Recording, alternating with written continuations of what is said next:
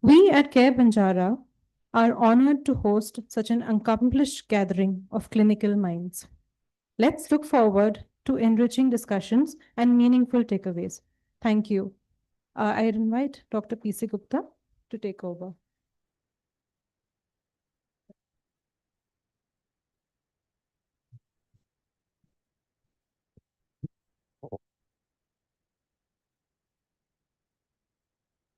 Thank you, Martina, and good evening. And we really appreciate your coming here late on a Friday evening. But I think this is going to be a very different CME from what we've conducted in the past. So we've clubbed it with a sort of national conference on aorta that we have been having here. So we've had a session this afternoon, and we have again one tomorrow morning. And we thought we have some very renowned surgeons from other parts of the country and also a Japanese surgeon. And we thought we'll ask them also to speak to you rather than just doctors from Care Hospital. So while I'll give the introduction, my colleague Dr. Pradeep will speak. My colleague Dr. Vamsi will also present a case. But then we have Dr. Shivanation, who is the chief of vascular surgery at Sri Chitra Tirunal Institute in Trivandrum, a very good aortic surgeon. And where is Ajay? He's outside. Dr. Ajay Savlania, he's the chief of vascular surgery at PGI Chandigarh. Dr. Fujikawa, he's a Japanese cardiovascular surgeon working in Hong Kong. So we thought we'll add a little different twist to the whole program. So I'll just speak to you in general about aorta. So it's a major artery, as we all know, that carries blood from the heart to all the organs, including the heart. And its elasticity and baroreceptors in the arch help in maintaining blood pressure. It also regulates the temperature by virtue of so much of blood flowing through it. And it is susceptible to many diseases which can carry high morbidity and even result in death. So why is there so much of emphasis? Why are we discussing aorta? I mean, these 2 days we are discussing only aorta. It's because there is increasing incidence of the disease. Now, is it really increasing incidence? We don't know. But definitely, people in India are living longer. So if they live longer, we will see more of this disease. Diagnostics are much better. I mean, people get CT scan done at just for any reason, and we discover these problems. And of course, amongst the medical community, there is improved awareness now. It's important because if we detect it in time, it's a life-saving diagnosis. Good treatment modalities are available, and the therapies are constantly evolving and improving. And expertise is available with us to treat all these problems. Risk factors are increasing age, smoking, hypertension, genetic risk factors too, diabetes, and arthritis or inflammation. Diagnosis can be incidental on ultrasound, chest X-ray, or a CT scan. A patient can feel a pulsatile lump in the abdomen or even have a backache, heaviness in chest or abdomen. And sometimes when it ruptures, it can be an emergency. Or if there is an aortic dissection, the patient typically presents with interscapular pain. Or sometimes a diagnosis of acute MI is made when patients have aortic dissection. So these are some examples where you see this is an abdominal aortic aneurysm. And this is a schematic representation of how the aneurysm is opened. A graft is sutured in place, and then the sac closed around it. Similarly, this is an endovascular repair where you place a covered stent from normal artery to normal artery, and the aneurysm sac is excluded and it thromboses. So this is during surgery and exposed aneurysm and a graft in place. This is another patient with aneurysm and endovascular stent has been placed. The thoracic aneurysm. So this was the days when stent grafts were not available. So we have done open surgery. You can see the exposed aneurysm, and this is a follow-up CT.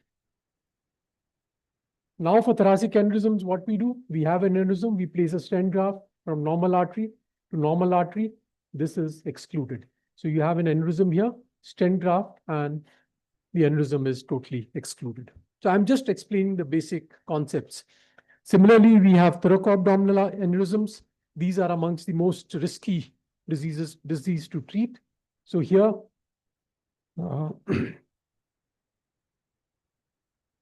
you have all the visceral arteries, the SMA, the celiac, and the renal arteries arising from the aneurysm, and they need to be reimplanted. So we do it on typically on a partial cardiopulmonary bypass, and this is during surgery and a follow-up CT of this patient. And then we have what we call acute aortic syndromes. So typically what happens is the aortic wall gets split. This is an aortic dissection. So if there is a thrombus formation, we call it intramural hematoma. And on a plain CT, you can see this is like fresh thrombus, which appears sort of brighter than the regular aorta. So diagnosis is typically made on a plain CT. And if it is forming a bulge outside like an ulcer, we call it a penetrating aortic ulcer. And this can be easily treated with a stent graft. And then there are some occlusive diseases, which we will not really be discussing today, but just for completion's sake, I have included in the introduction. So here you have occlusion of the abdominal aorta treated with a stent. Here we have done an aortobifemoral bypass, and you have a follow-up angio. Another thing that we get to see very commonly is these thrombi hanging in the aorta. And these embolize, depending on where they go, they result in symptoms. So it could be to the visceral arteries resulting in mesenteric ischemia or renal failure. If they go to the limbs, they result in acute limb ischemia.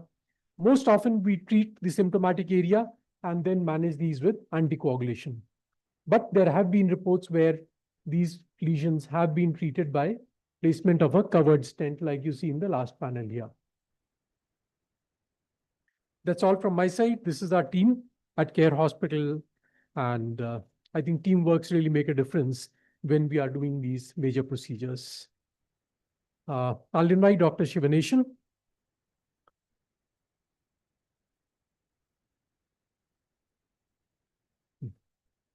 So he'll talk to us about understanding aortic aneurysms. What is the threat?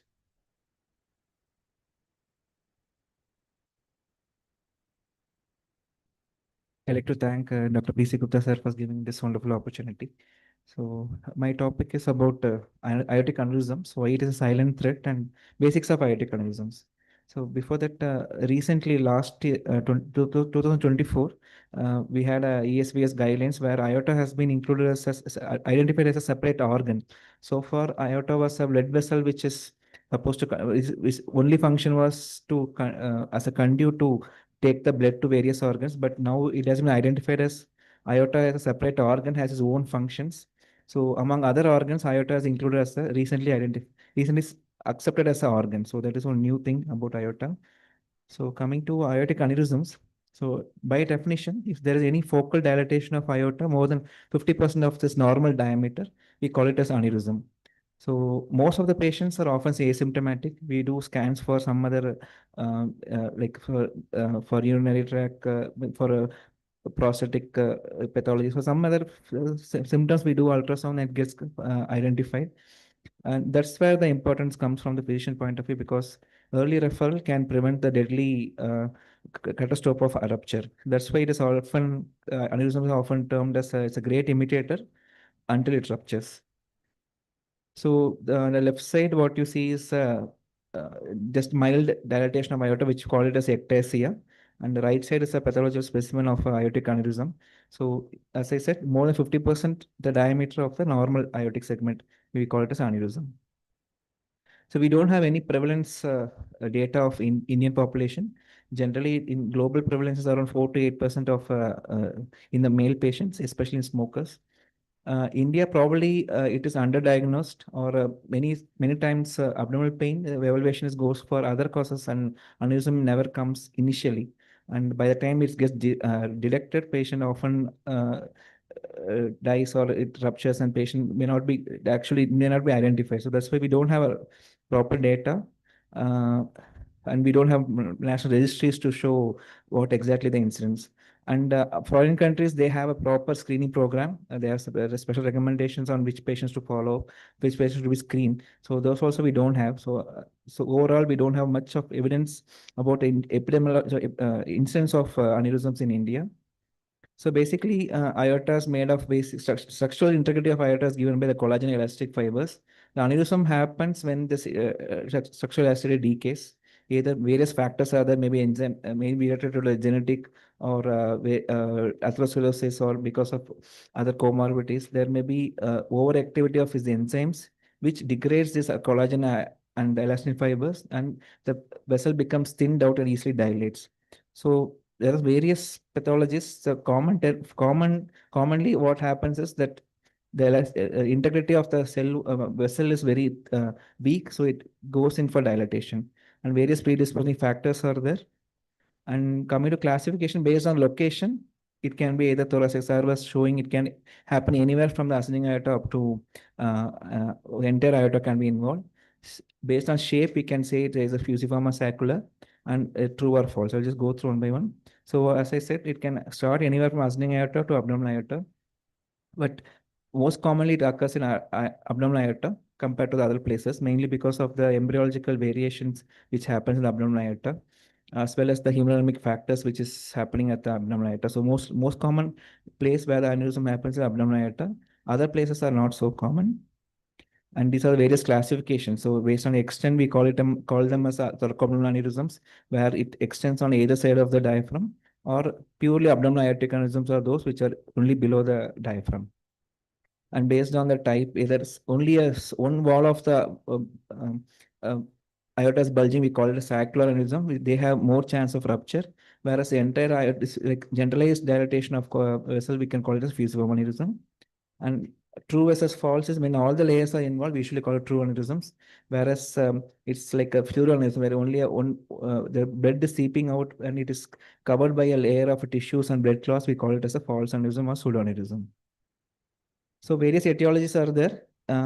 Conjunctival disorders, especially the Marfan's and Ehlers-Danlos, they cause aneurysms mainly in the ascending aorta, and more than aneurysm, they are more common to cause dissections also. And most of the abdominal and thoracoabdominal segment, the most common etiology is atherosclerosis, which causes weakening of the arteries because of the plaque. Other causes like in tachycardia arteritis, infection, post-dissection trauma are the other etiology. So commonest risk factors, age and male gender, especially smokers. Other atherosclerotic risk factors like obesity, hypertension, cholesterol, and family history. But unlike other atherosclerotic diseases, diabetes has been not shown to have a direct correlation with the occurrence of aneurysm. And basically, important thing about aneurysm is the diameter. So the more the diameter, there is increased pressure towards the wall, increased pressure towards the lateral pressure towards the wall of the aorta, and rupture happens. That is was given by Laplace law, where tension in the vessel wall is directly proportional to the pressure on the radius. So that's why the radius becomes more important. And based on the studies, most of the recommendation is up to 5.5 centimeter. Rupture rate is very less, especially in abdominal aorta. When it goes beyond that particular diameter, that the rupture rates increases drastically. So as I already said, most of the patients are asymptomatic, detected in routine ultrasound or any CT scans for some other reasons. If symptoms, mostly it is a vague back pain because of stretch of the retroperitoneum. Sometimes early satiety can happen, and based if it's thoracoabdominal aneurysm, patient can develop with chest pain or breathing difficulty. And thin patients can feel the pulsatile numb. Rarely it can embolize and present as a distal embolization. So the most important complication of aneurysm is the rupture. If not treated, mortality is 100%. Sometimes free rupture patient may not reach the hospital. So we have a separate talk on rupture. Next is it can thrombus and form acute limb ischemia. Distal embolization may happen. Rarely it can rupture into adjoining structures, like it can rupture into IVC falling iotocaval fistula, or into the gut forming iotoenteric fistula. So rupture usually starts as a small tear, most commonly in the posterolateral wall, left posterolateral wall, and then it starts slowly bleeding into retroperitoneum. So whenever the blood is contained by the retroperitoneum, we call it as a contained rupture. Like you can see in the CT, the aneurysm has ruptured and the blood is collected over the retroperitoneum. And the left psoas is not clearly seen like how we see on the right side. So it is a classical picture of rupture aneurysm, the right posterolateral wall. And as we open it, this is what the picture will be. On the right side of the panel, you can see the hematoma surrounding the aorta. And this is a classical picture of a contained rupture. Free rupture, mostly patient will be very unstable to take even image. Most of the time, once the patient comes, immediately we have to take for this theater. So risk of the rupture, as I already told about the Laplace law, the main important thing is the diameter. As the diameter increases beyond 5 centimeter, for every 1 centimeter increase, there is 10% increase in the rupture rate. Other than that, sacral aneurysms have more rate of rupture. So exactly sacral aneurysms, we don't have a size criteria. Often said that any sacral aneurysm has to be repaired.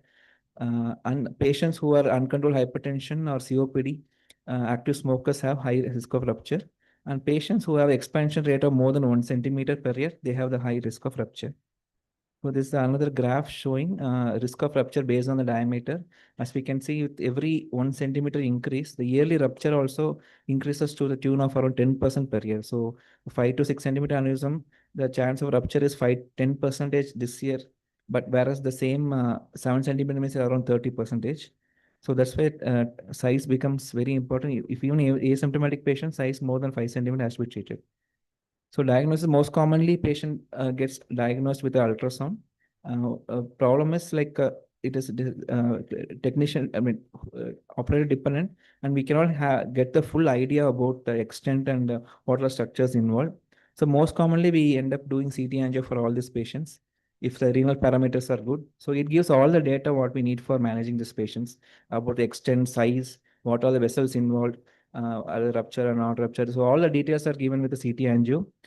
But the patient, if creatinine is high, then we can take a plain CT or MR without contrast. It also gives details, enough details. The only problem is it don't show the calcium, and the spatial resolution is very not so good like how we do in CT. So in a patient with normal renal functions, CT will be the treatment investigation of choice. And coming to screening, and as I said, India, we don't have this proper screening protocol. This is what recommended in the Western countries, society, both the European and also American society have recommended screening for patients, all male, more than 65%, 65 years of age, especially who are smokers, and more than 55 if they have family history. And female, only if the patient is smoking or a family history more than 65 years, at least one ultrasound has to be done, yearly ultrasound has to be done to screen these patients. Coming once the diagnosis, what are the treatment has to be started. So any patient, whether it's going to go for treatment, intervene or medical management, I mean conservative, the treatment medical management remains the same. So smoking cessation is the most important modified treatment you have to start, because current smokers, active smokers have high chance of rupture.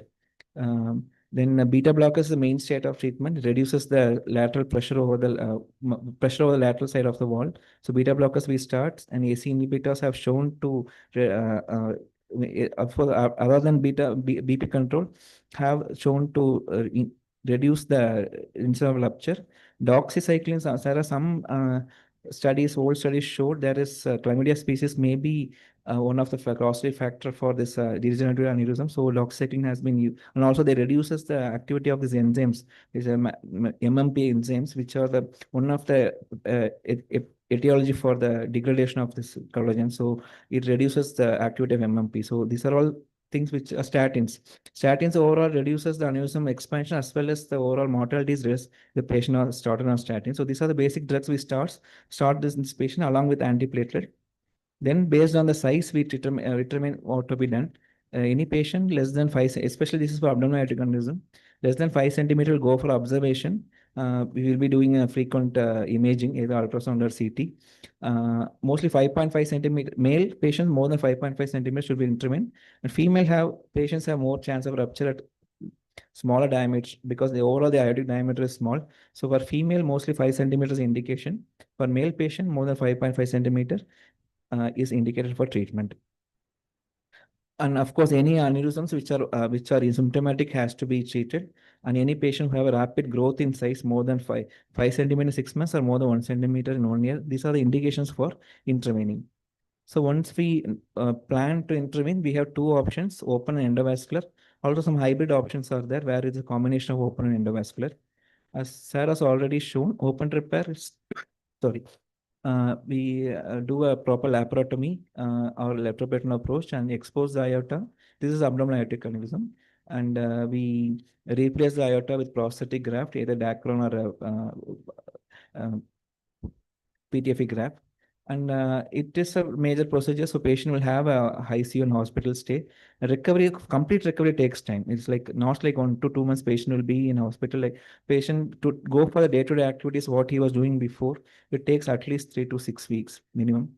But definitely it is a gold standard still. It has been almost more than 70, 80 years since the major surgeries have started. So it has very proven long-term results, but definitely comes with complication, both mortality and morbidity. Morbidity can be multisystemic because most of the patients are atherosclerotic risk factors will be there. So it can they may have a cardiac as a underlying cardiac diseases. So cardiac, pulmonary, all the systems can be affected based on the extent of the aneurysm. And mortality because of these things can be to the tune of up to 5%. Most of the high volume centers, mortality less than 5%.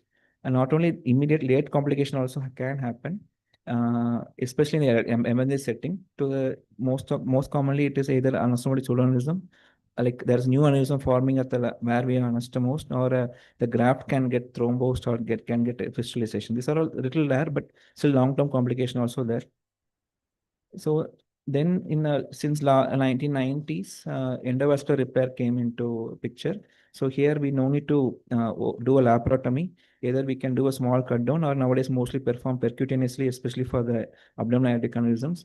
See, we insert a stent graft, which diverts the blood towards only to the graft. So the lateral pressure over the aneurysm is not happening. So the aneurysm won't rupture. So that is the idea.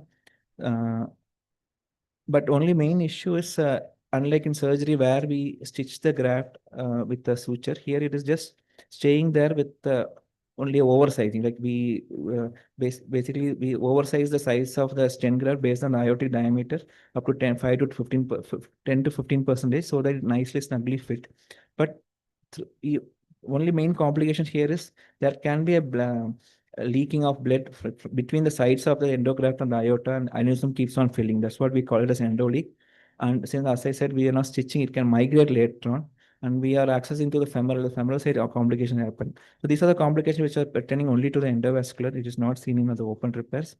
So these are the various endoleaks, what we say. Basically, the blood aneurysms keeps filling in spite of our endovascular grafts. It can, in various classifications, that it can either come from above or some below or through the other vessels. So basically what happens even after endovascular aneurysm repair, the aneurysm keeps filling. So that's what we call as endoleak. And this is migration. So, and this endoleaks may not happen immediately also. Delayed endoleak also can happen. Some patients can develop endoleak even after decade after the surgery, because aneurysm we are not removing. We are just diverting the blood by a stent graft. So sometimes the aorta keeps increasing at the neck, but the diameter of the stent graft is fixed. So there will be a gap between the aorta and the stent graft. So the leak can happen later on the life also. That's why they need a prolonged strict follow-up by the physicians. And this is the migration again, as the aorta remodels, the stent graft can migrate later on. Other potential drawback, especially the expensive nature of the treatment, especially thoracoabdominal extensive aneurysm, multiple stent grafts will be required. So expense is definitely more compared to open surgery. As I said, this complication happen even years after the treatment. So we need a very close follow-up. The initial 1, 3 months, 6 months, we do ultrasound. After that, yearly CT or ultrasound has to be done. And definitely re-intervention rates are there, which is which is little bit more than open repair. So on one side, there is an open repair, which has, even though has a longer recovery and longer hospital time, long-term success is very good, and it's very fit for the young patients who are fit for surgery. Whereas open repair, the patient will have very short hospital stay. The recovery is very fast. They have very ICU stays very less. But the need for long-term follow-up and later on endoleaks and re-interventions are more in these patients. So that's how we choose this patient. So open surgery is best fit for a patient who is fit, young and fit, and who have better survival, and who can who cannot come for long-term follow-up. Like a patient who are living very far away and who's fit, we can better to do open repair. It will be a single surgery and which have a prolonged, very good outcome.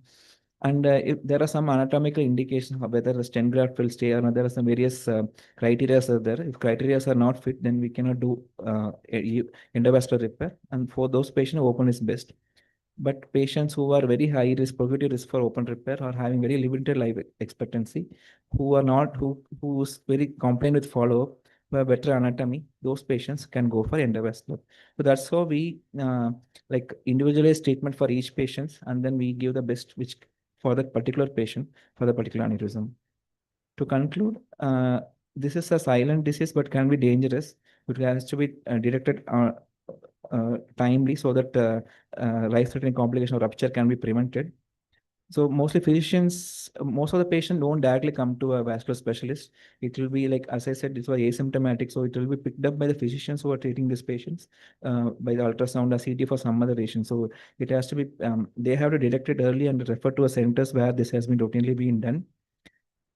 And imaging, it is more than clinical. Most of the time, it is imaging based diagnosis. So you have to pick up this diagnosis in image and particularly refer on time. And collaborating with the vascular specialist on time will prevent the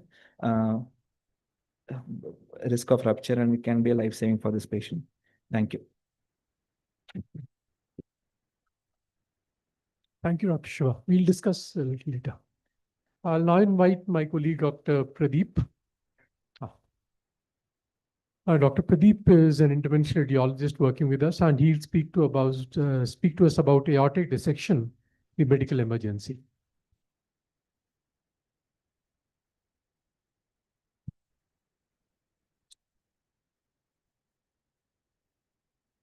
Good evening, everyone.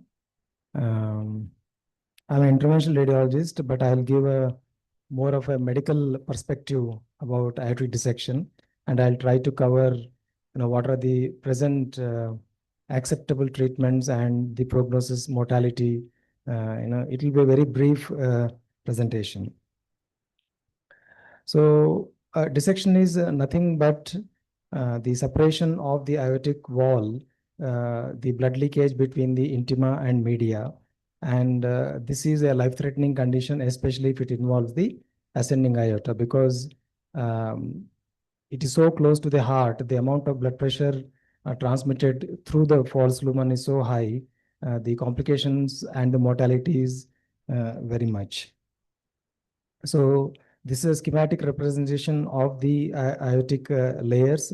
As you can see, the intima and media, when it is separated because of the small tear, which is most of the times within first 10 to 15 centimeters of the aortic root. That is where you will start the dissection. So pathophysiology, as shown in the picture, is usually within the first 10 centimeters from the aortic root. That is why the mortality is very high. And it just doesn't have only entry. Because if it has only entry, then most of the times the mortality is immediate. The patients survive because along with entry, there is also an exit. So in essence, what happens is the entry and exist together, resulting in a double barrel aorta, where you can clearly appreciate two lumens, what we call as a true and a false lumen. Typically, the true lumen is much smaller when compared to false lumen. Most common conditions are what we see in Indian conditions, especially our young patients, are the Marfan's and Ehlers-Danlos. And obviously, the other conditions are atherosclerotic disease, age-related conditions. Etiology-wise and risk factors, hypertension, most common in India. And connective tissue disorders, as mentioned, Marfan's and the Ehlers-Danlos. And it has been noted that the bicuspid aortic valve has been associated with increased incidence of dissection. And trauma, which we don't see that much because the mortality is very high most of the times, especially the high-speed trauma or the motorway accidents. The patient survival is very difficult in the situations. And prior cardiac surgery is again very important, which is again in one way an iatrogenic. So what is the classification? In nutshell, what we have to remember is it involving the ascending aorta or not? So there are two types of classifications. One is Stanford, which is A and B. When it involves ascending aorta, with or without involvement of the descending aorta, it is called as type A. If it involves only the descending aorta, that is distal to subclavian artery, left subclavian artery, it is called as B. And DeBakey classification is nothing but, if it involves the ascending aorta and the entire aorta, it is 1. And if it only involves the ascending aorta, it is 2. And if it is distal to the left subclavian, it is 3. I think the reason for this classification is the prognosis. Whenever the ascending aorta is involved, it is a surgical emergency. There is no option for the patient if they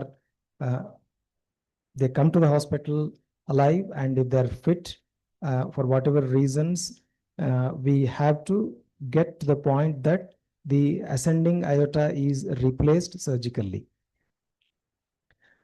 So as a clinician, what are the things that we should be looking at, clinical features? The sudden pain, whether it's the back pain or the chest pain, which can be a great mimicker for MI or pulmonary embolism. And sometimes you can have presentation like abdominal pain. That means mesenteric ischemia. That is what we call as malperfusion. And the pulse difference between upper limbs, which is again not so uncommon in what we see clinically. And if it involves the arch vessels, that is the carotids or the vertebrals, then you get stroke and altered consciousness. And MI, because of dissection extending into the coronary arteries, and renal failure, acute renal shutdown, if it involves the renals, and mesenteric ischemia. And cardiac emergencies like acute aortic regurgitation, or sometimes sudden death because of the rupture. So once the clinical suspicion is high and classical symptoms are there, how do you diagnose? This is, patient has to be in a place where you have got a CT scan. So a cardiac gated CT is important, because normal CT, which is not that common nowadays, can give artifacts. So you need to have a cardiac gated CT, which is a gold standard, and which will show the intimal flap, true lumen, and false lumen. And in unstable patients in the hospital, transesophageal echocardiography. Very rarely MRI can be used where contrast allergy is there, or renal function is bad. But in acute setting, it is not an option. Chest X-ray, we used to use it regularly before, where widening of mediastinum is noted. Lab diagnoses are non-specific and non-diagnostic. So these are some of the images. Here you can see ascending aorta showing the dissection. As I said, the true lumen, which has got the denser contrast, is smaller. This is false lumen. And this is the flap, which you can see.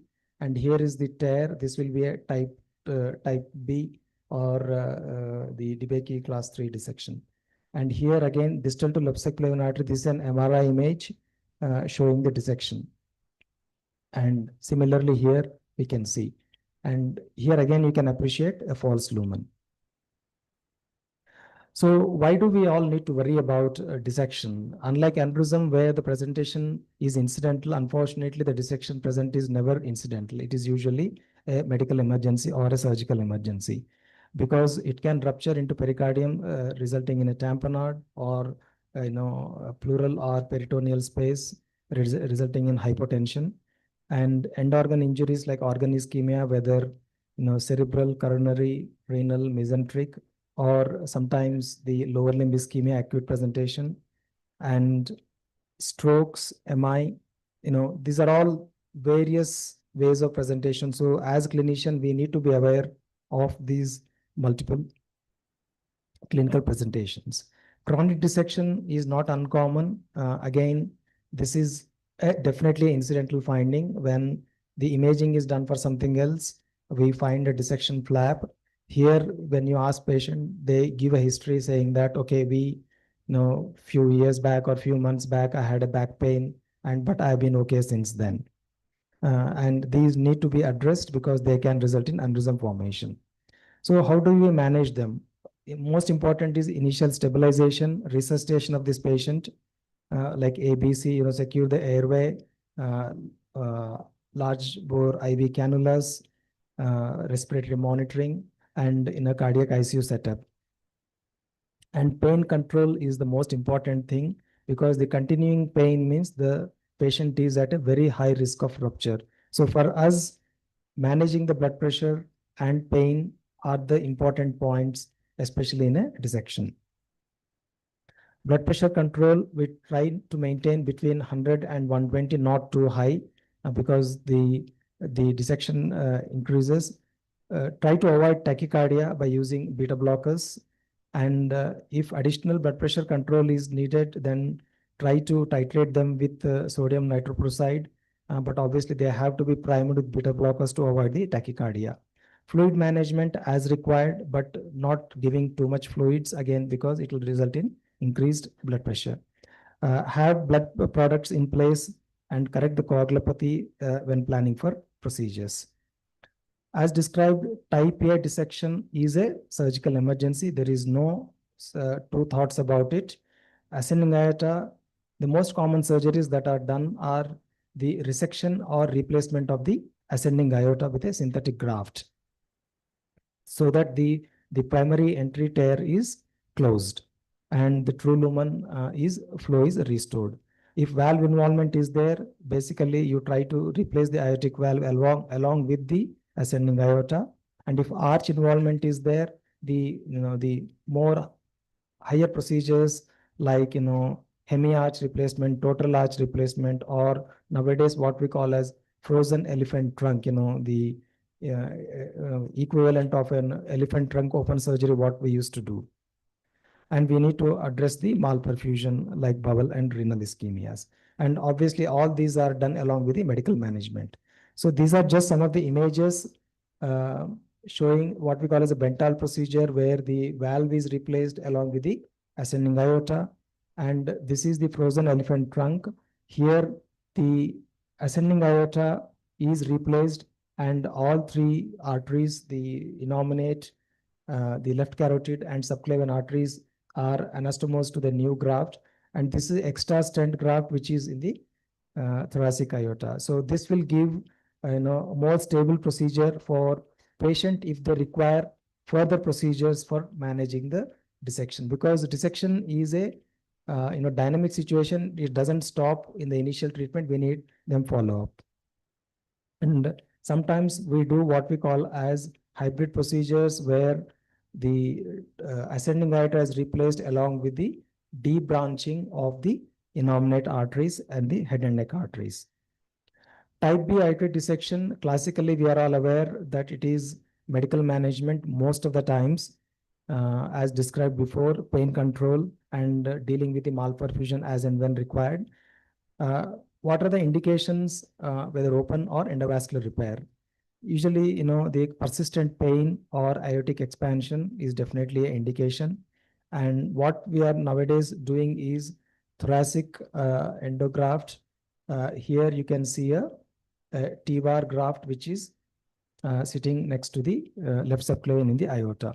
Open surgery is reserved in some cases, not that routinely done unless the anatomy is not suitable for T-bar. So these are just quickly images of T-bar, where you have a type B dissection distal to the left subclavian artery, and this is the graft which has excluded the aneurysm. And on the other image, you can clearly see the stent graft sitting in the aorta. And this is a follow-up CT, where there is dissection is taken care of. Prognosis, type A is very high mortality. So it is 1 to 2% increase every 1 hour. So 50% of people die in 48 hours. So it needs to be addressed immediately. Type B, low immediate mortality, but late complications are common. Overall, early recognition and management is critical for survival. So to conclude, the take-home points, aortic dissection is a life-threatening emergency. And the classic presentations, we all have read, back pain, abdominal pain, chest pain. It can be a great mimic for renal colic or, mesenteric ischemia. Rapid recognition is important because time is money. So if you waste time, especially for the type A, the mortality is very high. Like any other medical emergency, initial management is always ABCD approach, and maintaining the blood pressure not too high, and also bradycardia. And type A dissection is a surgical emergency, so there is no doubt about it. Type B, most of the times can be managed medically, but we need to be aware nowadays in the subacute phase, we are trying to treat them early. There are specific indications for them. And long-term medical management has to continue with antihypertensives. And prognosis type A has got very high mortality. Thank you very much. Thank you, Dr. Pradeep. Now invite Dr. Ajay Sablania from PGI Chandigarh. He'll speak to us about aortic emergencies, what to do before a vascular surgeon arrives. Good evening, everyone in the hall. My most of the slides content is like overlapping with the last three presentations, so I will just quickly take you through that, and will give you a consensus, like organized thought, that what we should know that when we are dealing with the aortic emergency before the patient reaches to the vascular surgeon or vascular surgeon arrives to that problem. So, aortic emergency. As for the stroke, the time is brain X. Similarly, for ruptured aneurysm, which is one of the most common aortic emergency, time is the blood, assuming that better results are achieved with rapid diagnosis and treatment. Otherwise, it is open tap, patient is bleeding, and patient will succumb. To reach out to this, we should have a great attention to identify the early clinical signs and symptoms of aortic emergency prior to a hemodynamic instability, which is known to worsen the prognosis. So these are the various aortic emergency. I will quickly take you through one by one. Aortic dissection, most of the that points has been already been covered. What it is like grossly, I can give you a picture that there is a tear in the wall of the aorta and the blood seeps within the wall actually, and it is a very fatal condition. Dr. Pradeep has very nicely given a full spectrum management of aortic dissection. Ruptured aneurysm, and this is the most common aortic emergency where the aneurysm gives away. Dr. Shivanesen has mentioned whenever there is an increase in the size, particularly more than 7 centimeter, the very high rupture risk of almost 40% to 50% over 5 years is there. Then we have an impending aneurysm, a rupture where there is a either acute expansion of the aneurysm or there is a seepage of the blood within the wall, actually kind of intramural hematoma. This is a kind of impending rupture kind of aneurysm situation, which requires a early diagnosis and obviously early treatment. The last one to go is traumatic aortic injuries. With urbanization and increased traffic, it is not uncommon to see a aortic rupture related to a deceleration injuries in road traffic accident, particularly people who are driving and met with the accident leading to deceleration, and there is a injury in the distal part of the arch and descending thoracic aorta junction, which is a kind of junction where one part of the aorta is fixed and relatively arch is unfixed, and there is a sudden deceleration leads to twist and injury in the intima. These are the various grades of that injury. So these are the 4 grades. What important as a physician, as a general physician for us to know that how these pathologies present. We need to just be very astute about the clinical findings, like people who are having aortic dissection, they come with the sudden onset chest pain, back pain, which is intractable, tearing, ripping kind of the pain actually.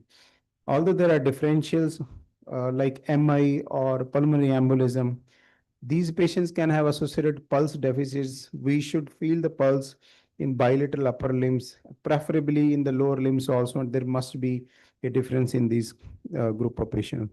Patient can have a neurological symptom. Rather, patient can present with a stroke also because a dissection going into the base of the nominate artery, or a spinal cord ischemia can also happen, and people can present with paraparesis or paraplegia. And the last one, patient can have hypotension.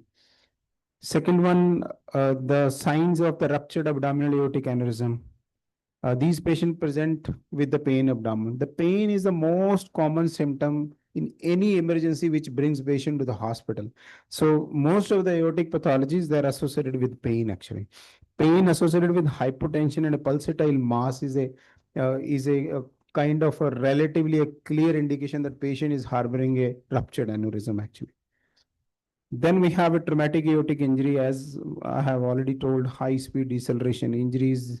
These people often have a polytrauma, and you may get into the contrastivity of the chest and abdomen as an incidental finding or as a hemothorax also, and you may get to see the traumatic aortic injuries.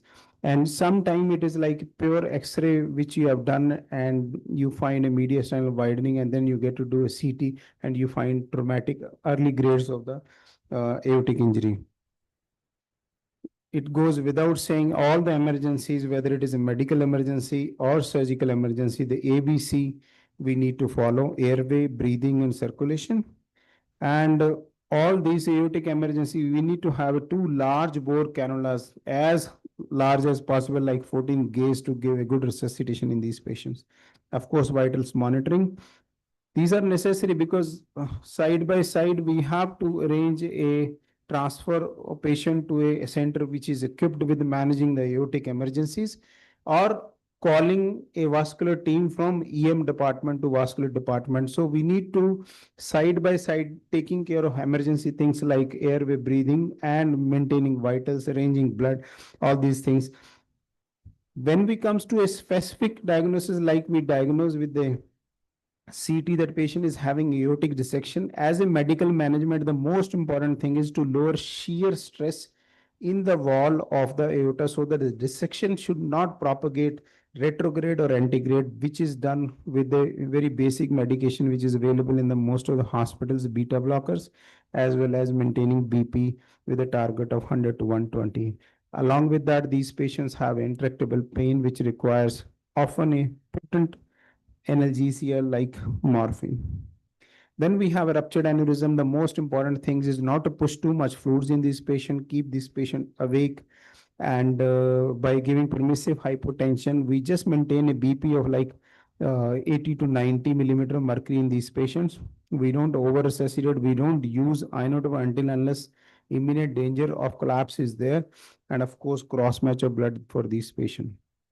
And then traumatic aortic injury, similar to aortic resection, we use an anti-impulse therapy of a beta blockers as well as sodium nitroprusside to control the blood pressure. The gold standard in these patients to diagnose until unless patient is unstable is CT angiography. A CT aortogram of chest and abdomen gives all the information about dissection, traumatic injury, or ruptured abdominal aortic aneurysm. So avoid unnecessary delays. The imaging must not delay the transport to the OR or to the endovascular suite if the diagnosis is clear. Prepare for transfer because the vascular or aortic care is limited to particular centers. So prepare for transfer, notify the vascular surgeon and anesthesia as early as possible.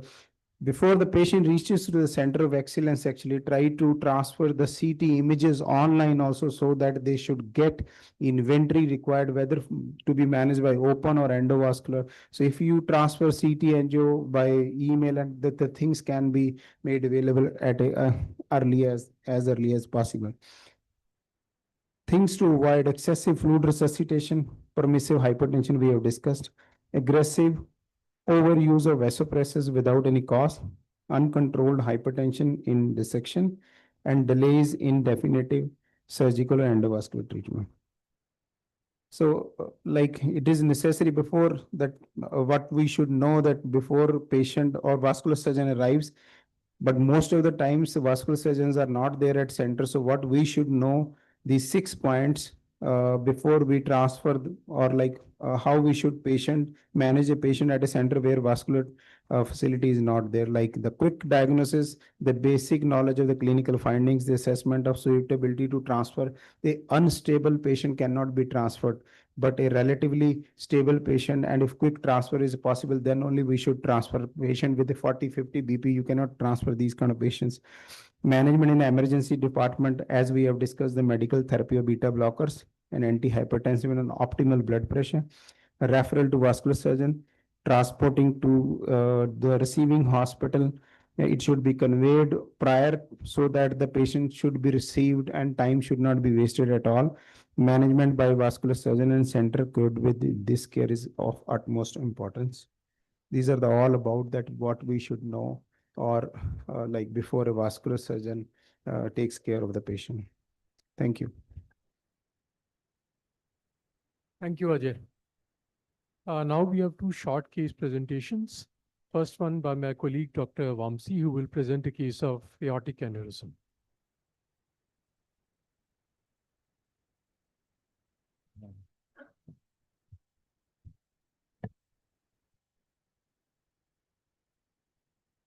Good evening, everyone. Today I'll be presenting a case of thoracic aortic aneurysm, which we have done an open repair for this patient. The patient is a 49-year-old female.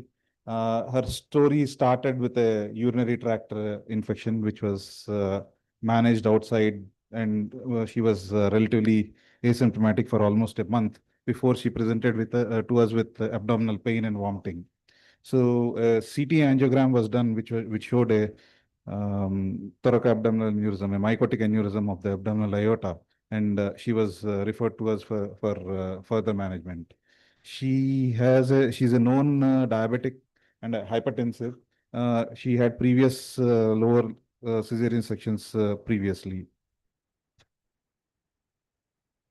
On examination, patient was stable. The vitals were normal. Abdomen was soft, non-tender, no palpable or pulsatile pulses. All peripheral pulses were palpable. The CT angiogram, the lab workup was done. Her hemoglobin was around 10. The total leukocyte count was surprisingly low of around 3,800. The creatinine and was normal. The CRP levels were very high of around 200 milligrams per deciliter, which was one of the features which was in this aneurysm. The CT aortogram was done, which showed, as you can see,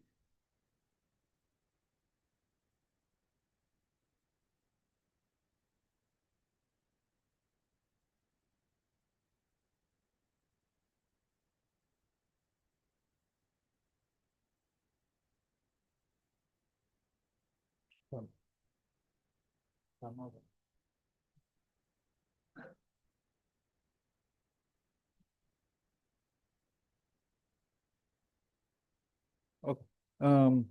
Probably we are not getting the run, but you can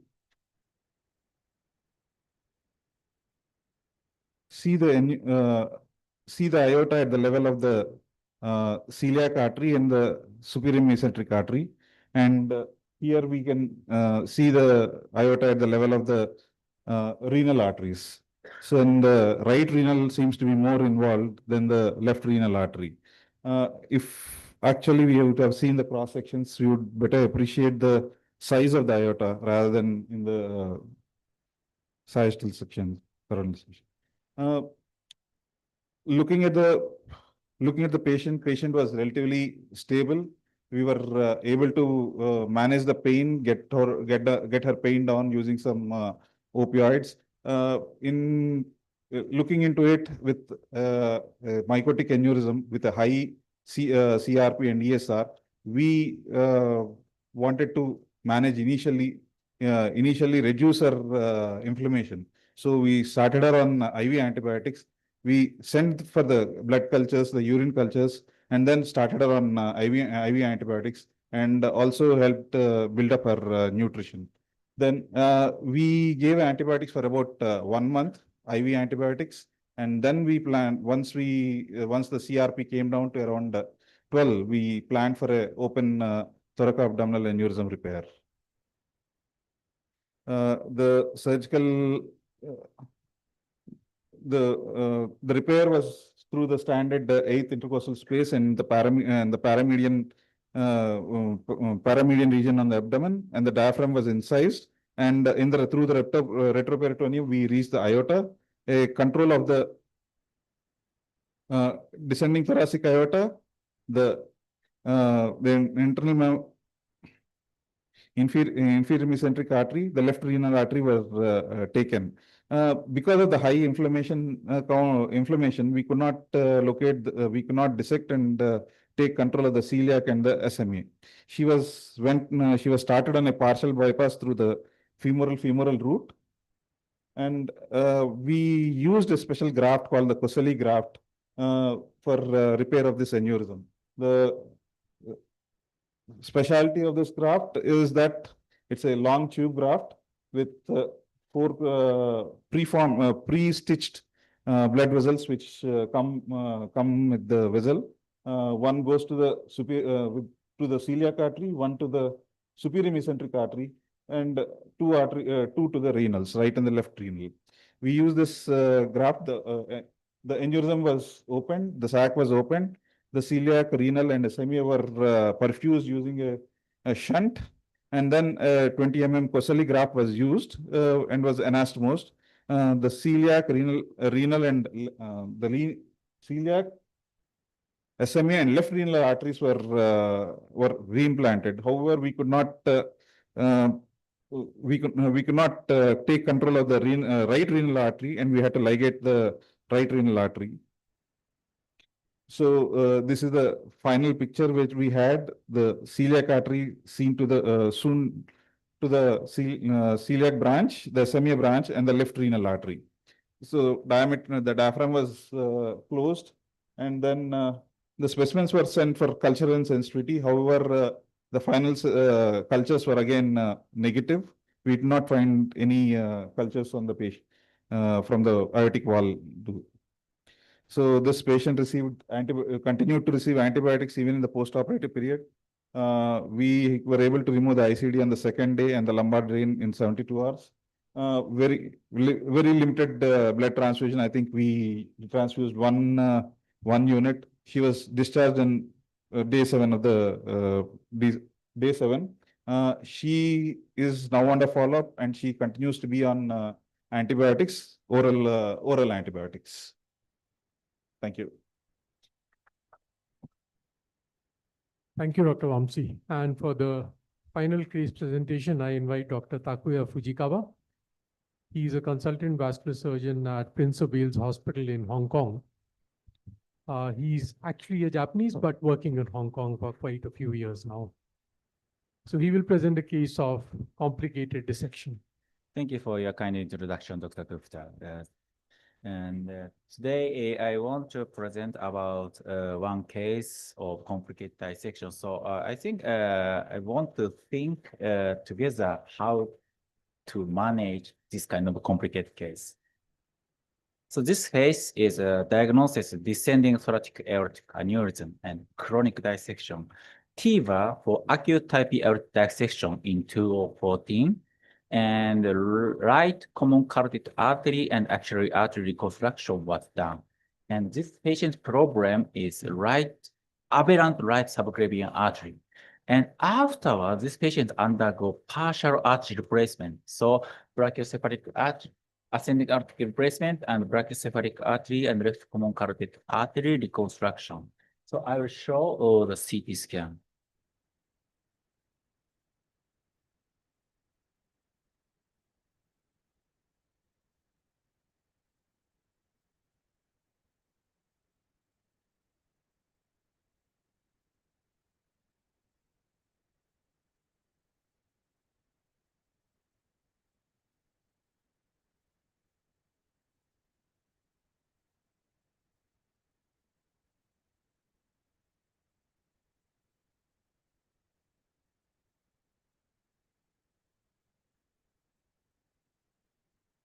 So one more time.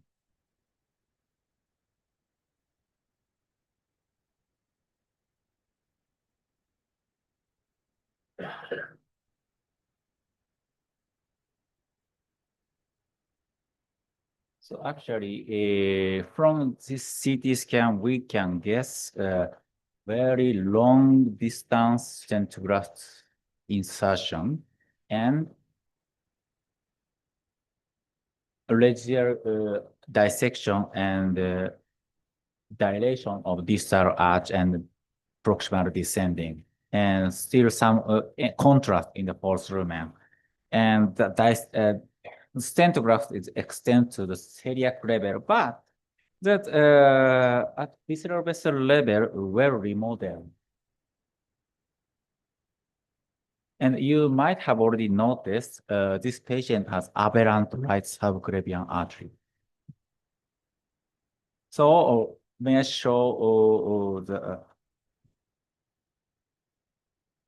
this is a delay phase, this is a venous phase. So this is more obvious. So this retrograde flow from aberrant right subclavian artery is still positive. So this is also a problem.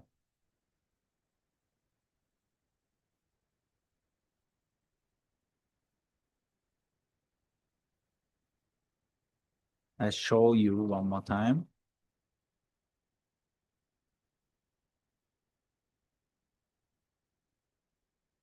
Probably this patient doesn't have no obvious, patient has no obvious type 1A injury. So mainly the retrograde flow from right subclavian artery, aberrant right subclavian artery, and some fares type 2 or not type 2 or otherwise type 1B injury. So from CT scan, so this kind of operation, most important part is preoperative planning and assessment from the CT scan. So what I make is this kind of drawing before the operation. So some of my colleagues has already known before the operation, normally I prepare this kind of drawing. And actually this is this patient structure. But first of all, we need to know what kind of stent graft was inserted. Then probably this patient need open surgery with less thoracotomy, but positioning is also important. So normally I describe this kind of positioning as well, and to show my colleagues, especially for this kind of complicated case, we have to ask my nurse, our nurses and anesthesiologists and perfusionists. So this collaboration is mandatory. So what I plan is go on bypass with left common femoral artery and common femoral vein and start cooling. And so this patient needs circulatory arrest. So I insert left pulmonary vein to LV vein and systemic cooling. And at 25 Celsius degree at rectal temperature, I started circulatory arrest. Then clamp on the mid of descending. Then open the proximal stent graft. Then insert occlusion balloon and perfuse the proximal through the balloon. Because this patient doesn't have type 1A injury. So, and this patient already replaced brachiocephalic artery and left common carotid artery. That means we don't need to give ACP. If we can insert balloon at this level, brachiocephalic artery and left common carotid artery is perfused. So before that, we need to know about the Cook dissection system. Probably Cook guy is not here, but and Cook dissection system I have never implanted by myself, although I have removed some of them. But actually, this is a combined device with stent graft and bare stent. And especially for the bare stent part, this bare stent part, probably I guess we can cut this stitch and remove each piece of stent part. So, and this is a bare stent, so probably I can clamp on the bare stent. So for the distal management, first planning is this clamped mid descending aorta will be clampable. So proximal stent graft and the bare stent are overlap 2 to 3 cm. So I can guess where is the overlap part. And today I cannot show the intraoperative video, but actually during the operation, I identified where is the overlap using epi-aortic ultrasound. So yes, actually, this slide is made for the pre-op discussion with our team. So that's why to identify this fight, I need epi-aortic ultrasound. This is a proposal to my colleagues. Then after proximal anastomosis was done, actually this patient has no type 1A endrick and arch was well remodeled. So if that's the case, we don't need to stick to remove all of stent graft, including adventitia and aortic wall and including stent. I just anastomosis using 4-branch graft this time, because I wanted to use another branch to reconstruct the subclavian artery. So after releasing the clamp, to minimize the time of open distal period, I consider to use distal balloon occlusion. Because as I showed in the first CT, abdominal level is well remodeled. So if we can insert balloon, probably at that level, there's no other false lumen. So it's probably, I guess it is probably work. The balloon occlusion will work. So let's review the CT scan. So this is a delay phase. But still, you can see it in the abdominal level, lower than celiac artery. That's aorta is, once it's completely normalized. So if we can insert the balloon at that level, probably the balloon will work.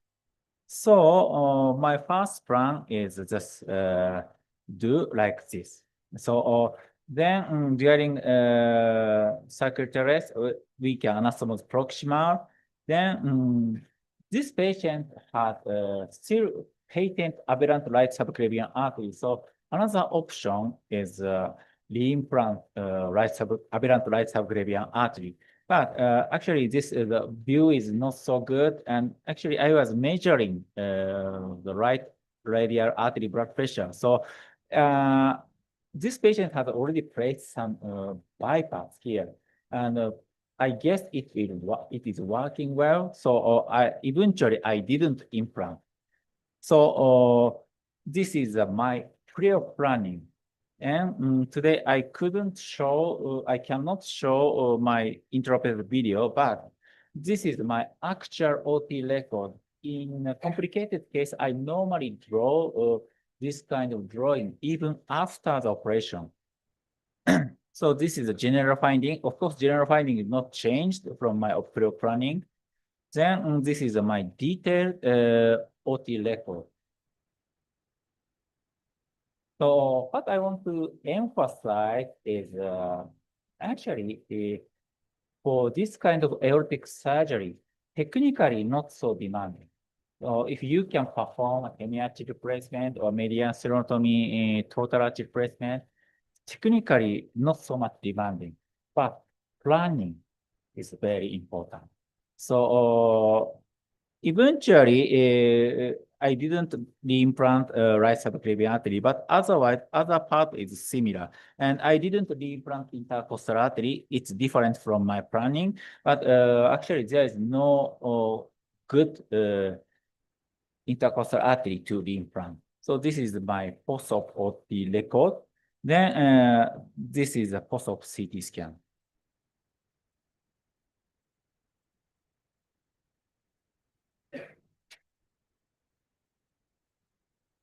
Aberrant right subclavian artery is already well plicated.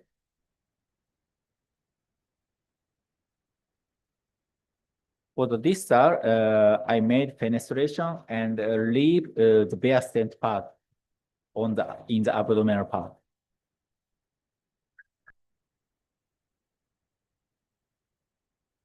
And after the operation, patient discharged at day 14 of operation, and still he is doing well. So this is my case presentation. Thank you for your attention.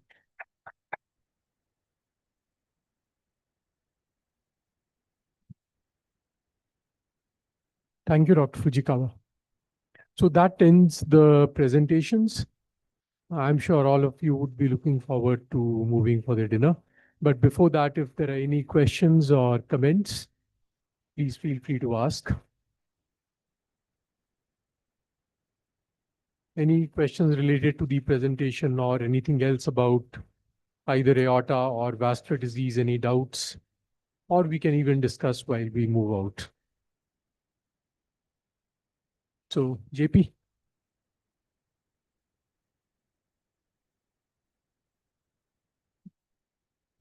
Thank you so much, everyone, for coming this evening. Pleasure having you all. I think Dr. PC Gupta has spoken everything. So we can continue with the dinner downside in the basement. Thank you so much.